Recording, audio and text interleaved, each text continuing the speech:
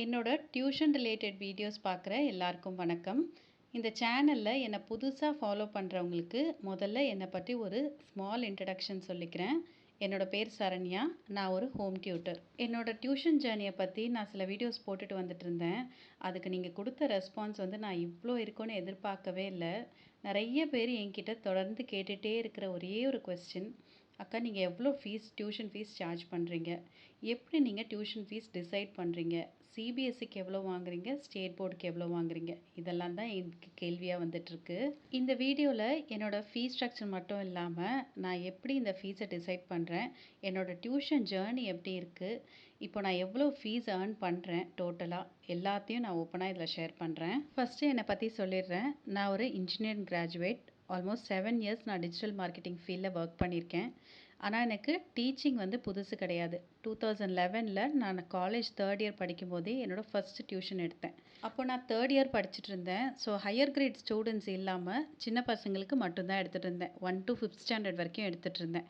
அந்த டைம்ல 2011ல என்னோட டோட்டல் மந்த்லி இன்கம் டியூஷன்ல மட்டும் அப்படின்னு பார்த்தீங்கன்னா 1200 கிட்ட வாங்கிட்டு இருந்தேன். ஆஃபீஸ் ஜாயின் பண்ணி 7 இயர்ஸ் ஒர்க் பண்ணதுக்கப்புறம் எனக்கு ஒரு பிரேக் தேவைப்பட்டுச்சு.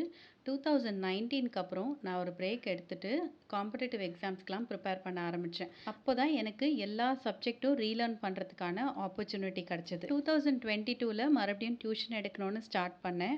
அப்போது ஆரம்பத்தில் ஜஸ்ட் 4 ஸ்டூடெண்ட்ஸ் தான் இருந்தாங்க. 4 ஸ்டூடெண்ட்ஸ் கூட கிடையாது. ஃபஸ்ட்டு எனக்கு ஜாயின் பண்ணும்போது ஒரு ஸ்டூடெண்ட் தான் இருந்தாங்க. ஒரு கண்டினியூஸாக ஒரு 6 மந்த்ஸ்க்கு அந்த ஒரு ஸ்டூடெண்ட் தான் இருந்தாங்களே. அதுக்கப்புறம் 1 2 ஆச்சு, 2 4 ஆச்சு, அப்புறம் 4 ஸ்டூடெண்ட்ஸ் 8 ஸ்டூடெண்ட்ஸ் ஆனாங்க. அந்த இயர் எண்டுக்குள்ளவே எனக்கு 8 ஸ்டூடெண்ட்ஸ் ஜாயின் பண்ணியிருந்தாங்க. அடுத்த இயர் பசங்கள்லாம் வரும்போது ஒரு 16 ஸ்டூடெண்ட்ஸ் கிட்ட எனக்கு இருந்தாங்க. 2023ல என்கிட்ட கிட்டத்தட்ட 16 ஸ்டூடெண்ட்ஸ் படிச்சுட்டு இருந்தாங்க. ஃபஸ்ட் ஸ்டாண்டர்ட்லேருந்து 11th வரைக்கும் எல்லா கிரேட் ஸ்டூடெண்ட்ஸும் படிச்சுட்டு இருந்தாங்க. சிபிஎஸ்சி, ஸ்டேட் போர்ட் எல்லாம் மிக்சடாகவே இருந்தாங்க. 10th ஸ்டாண்டர்ட், 11th மெயினாக ஹையர் கிரேட் ஸ்டூடெண்ட்ஸ் இருப்பாங்க. சின்ன சின்ன பசங்களாம் ஒரு 3 4 பசங்க தான் இருப்பாங்க. மற்றவங்க எல்லாருமே 9th 10th 11th அந்த மாதிரி தான் இருந்தாங்க. 16 ஸ்டூடெண்ட்ஸ்க்கு நான் டியூஷன் எடுக்கும்போது என்னோட டோட்டல் மந்த்லி இன்கம் 18,000. ஒரு மந்த்துக்கு எனக்கு 18,000 நான் டியூஷனில் மட்டுமே ஏர்ன் பண்ணிட்டு இருந்தேன். அந்த அகடமிக் இயர் 2024ல முடிஞ்ச உடனே நான் அகெயின் பிரேக் எடுத்தேன். 2 இயர்ஸ் நான் பிரேக் எடுத்தேன் என்னோட செகண்ட் பேபிக்காக. இப்போ 2026ல அகெயின் நான் என்னோட டியூஷனை ரீஸ்டார்ட் பண்ணியிருக்கேன். அகெயின் நான் 2 இயர்ஸ் பிரேக் எடுத்துட்டு இப்போ 2026ல நான் டியூஷன் ஸ்டார்ட் பண்ணதுனால நான் மறுபடியும் ஜீரோலேருந்து தான் ஸ்டார்ட் பண்ணியிருக்கேன். ஃப்ரம் ஸ்க்ராட்ச்லேருந்து தான் நான் ஆரம்பிச்சிருக்கேன். ஆல்ரெடி நான் டியூஷன் எடுத்ததுனால அதே அளவுக்கு பசங்களையும் நான் எதிர்பார்க்க முடியாது. அகெயின் நான் ஒரு ஸ்டூடெண்ட் 2 ஸ்டூடெண்ட் அப்படின்லேருந்து தான் நான் ஸ்டார்ட் பண்ணேன். நம்ம எப்போ டியூஷன் ஸ்டார்ட் பண்ணுறோமோ அப்போவே நமக்கு ஒரு எக்ஸ்பெக்டேஷன் இருக்கும், நிறைய ஸ்டூடெண்ட்ஸ் ஜாயின் பண்ணுவாங்க அப்படின்னு. அது அப்படி கிடையாது. ஃபஸ்ட்டு அகெயின் நம்ம ஜீரோலேருந்து ஸ்டார்ட் பண்ணுற மாதிரி தான். ஒரு ஸ்டூடெண்ட் 2 ஸ்டூடெண்ட் ஆவாங்க. அந்த மாதிரி எப்போ நம்மளுக்கு ஒரு ரெஃபரன்ஸ் கிடச்சி ஸ்டூடெண்ட்ஸ் ஜாயின் பண்ணுறாங்களோ அப்போ தான் நமக்கு கவுண்ட் இன்க்ரீஸ் ஆகும்.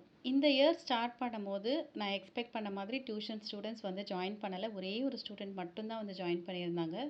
1 மந்த் ஃபுல்லாக அந்த ஒரு ஸ்டூடெண்ட் மட்டும்தான் நான் டீச் பண்ணிகிட்டு இருந்தேன். 10th standard student. அந்த அடுத்த மந்த் பார்த்தீங்க அப்படின்னா ஒரு 5 ஸ்டூடெண்ட்ஸ் எனக்கு ஆட் ஆன் ஆயிட்டாங்க. இப்போது கிட்டத்தட்ட என்கிட்ட 7 ஸ்டூடெண்ட்ஸ் படிச்சுட்ருக்காங்க. அதில் 3 பேர் 10th, ஒரு 11th standard, 2 8th standard. So டோட்டலாக என்கிட்ட 7 ஸ்டூடெண்ட்ஸ் படிச்சுட்ருக்காங்க. இந்த இயர் டியூஷன் ஸ்டார்ட் பண்ணுறேன் அப்படின்னு பிளான் பண்ணும்போதே நான் யோசிச்சது என்னென்னா 8th அண்ட் அபவ் ஸ்டூடெண்ட்ஸ் மட்டும்தான் நான் ஹேண்டில் பண்ணணும்னு யோசிச்சுட்டு இருந்தேன். இப்போ 8th அண்ட் அபவ் ஸ்டூடெண்ட்ஸ் மட்டும்தான் நான் ஹேண்டில் பண்ணிகிட்ருக்கேன். சின்ன பசங்க அட்மிஷன் கேட்டிருந்தாலுமே நான் எடுத்துக்கலை.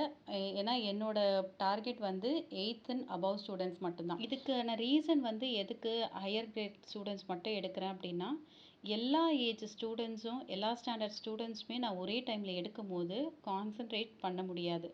ஹையர் கிரேட் ஸ்டூடெண்ட்ஸ் அப்படின்னா அவங்களுக்கு ஒரு மாதிரி சொல்லித் தரணும். குழந்தைங்க அப்படின்னா அவங்களுக்கு ஒரு மாதிரி சொல்லித் தரணும். ஸோ ஹையர் கிரேட் ஸ்டூடெண்ட்ஸ் இருக்கும்போது சின்ன கிரேடில் இருக்கிற ஸ்டூடெண்ட்ஸ்க்கு நம்ம கான்சன்ட்ரேட் பண்ண முடியாது. சப்போஸ் சின்ன கிரேட் ஸ்டூடெண்ட்ஸை ஃபோக்கஸ் பண்ணி சொல்லிகிட்டு இருக்கும்போது ஹையர் கிரேட் ஸ்டூடெண்ட்ஸ்க்கு ஃபோக்கஸ் பண்ண முடியாது. 2 பேரையும் ஒரே நேரத்தில் ஹேண்டில் பண்ணுறதுனால 2 பேரையும் சரியாக படிக்க வைக்க முடியாது.